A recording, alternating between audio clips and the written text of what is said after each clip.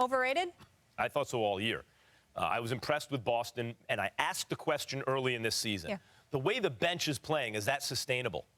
Because in order to acquire the pieces they did, namely Kyrie and Gordon Hayward, they had to give up depth, which frequently happens when you're trying to, and that's good in the NBA. You always want to concentrate value into fewer pieces. In fact, you'd like to have everything, but because of the salary cap and other constraints, you can't. So you don't want to break $1 into 4 quarters. You'd rather take 4 quarters, turn them into $1. That's what the Celtics did. So they lacked depth. Then Hayward goes down, and they also didn't get all of their money back, right, in that metaphor. So now you're dealing with your little shorthanded, and your main guy or your second main guy that you brought in goes down. Can the bench sustain that crazy level of play they had early in the season when they were winning and winning and winning? Especially since they were doing it defensively in a way that those guys had never done it before. And it turns out that wasn't sustainable. But even when you look at that winning streak, guys, they weren't blowing teams out by 25 points. They were winning close games.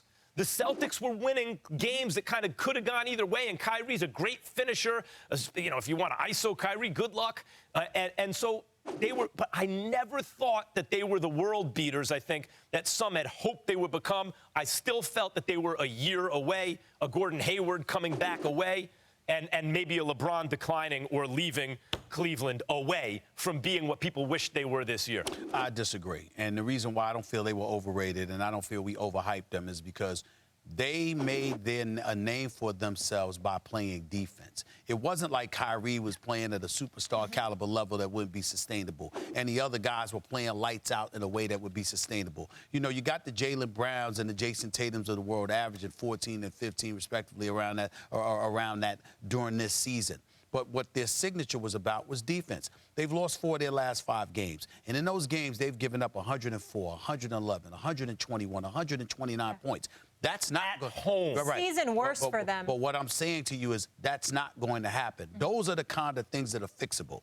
When you suddenly can't make shots because you're being contested, when they get all up in you and all of a sudden you're incapable of being as efficient as you once were, then somebody may have figured something out about you. But when you're a top 5 defense, which they still are, and you go through a 5-game stretch where you're giving up points like that, that is an aberration. But why that is is it not happening? something that well, sometimes you can hit a wall because the season is waning. Remember, we're approaching All-Star break. You know, you got people that's been grinding Checking out since preseason, preseason and then a regular season. You might check out a little bit and you might have to get your bearings under you. You look forward to a break. You're getting prepared for the stretch run because you recognize that indeed, guess what? That's something that might come down the pike. You might need your energy in March and April and beyond. These are the kind of things that happen, particularly with young teams. And that's why I'm not fazed by it.